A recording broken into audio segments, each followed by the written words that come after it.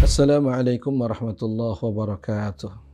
Alhamdulillahi rabbil alamin wa bihi nasta'in ala umuri dunya waddin. Wassalatu wassalamu ala asyrafil anbiya wal mursalin wa ali kulli minhum wassahabati ajma'in wa ba'd.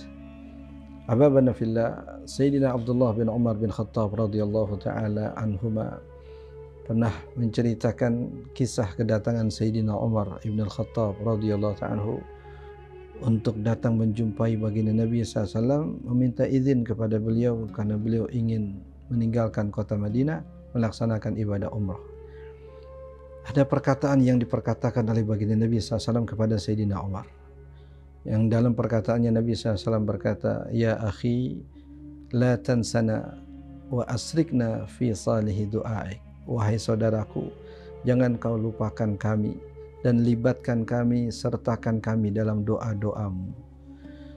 Pernyataan baginda Nabi SAW sekaligus permohonan ini begitu menggembirakan hati Sayyidina Umar, sampai beliau berkata, tidak ada satu ucapan yang lebih menggembirakan hatiku melebihi ucapan baginda Nabi SAW. Bagaimana seorang Nabi, seorang Rasul menitipkan doa kepada Sayyidina Umar, karena Sayyidina Umar akan melakukan perjalanan ibadah, perjalanan umrah, dan akan mendatangi tempat-tempat yang mulia, tempat-tempat yang istimewa. Tapi ketika harus meninggalkan baginda Nabi SAW, beliau merasa wajib dan perlu untuk meminta izin kepada beliau. Bagaimana seseorang meninggalkan Rasulullah SAW di satu tempat untuk pergi ke tempat yang lain? Ini tidak sepatutnya dan tidak seharusnya. Tapi karena alasan untuk ibadah, karena alasan untuk menjalankan perintah Allah SWT, maka dengan terpaksa beliau meninggalkan baginda Nabi SAW. Itu pun setelah meminta izin kepada Rasulullah SAW. Ahbabana fillah, disinilah akhlak diajarkan, disinilah adab dicontohkan. Di mana seorang Umar radhiyallahu taala anhu dengan jasa beliau yang besar, dengan peran beliau yang signifikan terhadap dakwah Islam, tapi mampu menempatkan diri beliau di hadapan baginda Nabi SAW.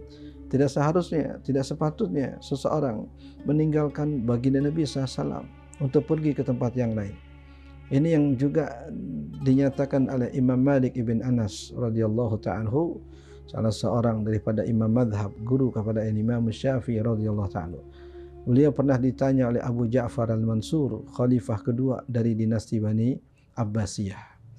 Ketika sang khalifah bertanya kepada Sayyidina Malik ibn Anas, "Wahai Tuan, ketika kita berziarah ke makam baginda Nabi SAW, kemudian kita ingin berdoa, kemanakah kita menghadap? Apakah menghadap ke kiblat, ke Ka'bah, tapi kita membelakangi Rasulullah SAW?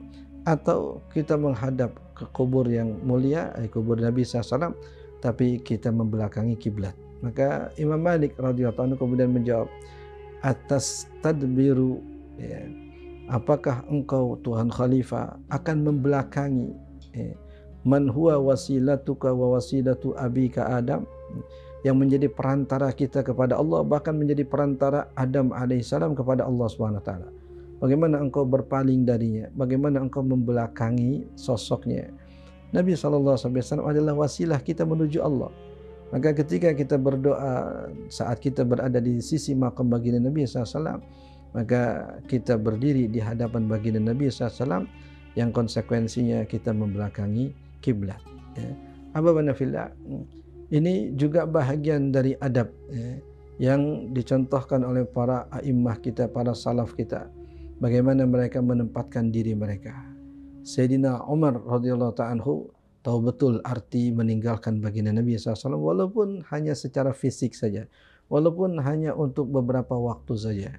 Tapi walaupun hanya berpisah secara fisik, walaupun hanya untuk waktu yang sangat singkat, tapi pun juga akan meluputkan sekian banyak keistimewaan.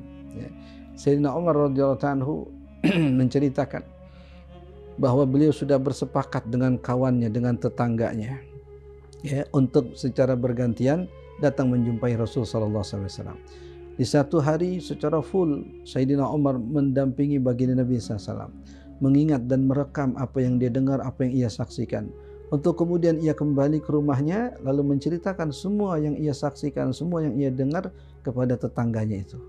Nah, keesokan harinya sang tetangga itulah giliran datang ke kota Madinah untuk membersamai Rasulullah SAW. Apapun yang ia saksikan, apapun yang ia dengar, apapun yang ia lihat dari baginda Nabi, maka sekembalinya ke rumahnya dia akan ceritakan itu kepada Sayyidina Umar.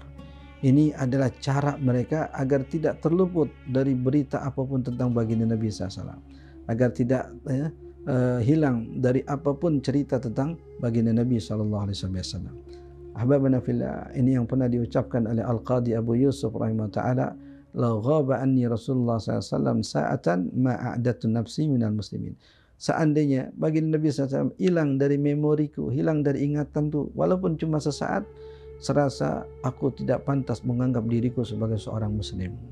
Bagaimana mungkin ia bisa terlalaikan dari baginda Nabi SAW yang menjadi wasilah kita kepada Allah Subhanahu Wa Taala. Hadirin jamaah dimuliakan Allah, semoga cerita ini menginspirasi kita untuk terus mendekat, untuk terus merapat, untuk terus ada di sisi Allah Subhanahu Wa Taala dengan ibadah kita, dengan azkar kita, dengan tilawatul Quran kita, agar kita terus ada dalam perlindungan Allah Subhanahu Wa Taala. Hadza wa sallallahu ala sayyidina Muhammadin wa alihi wasallam walhamdulillahi rabbil alamin.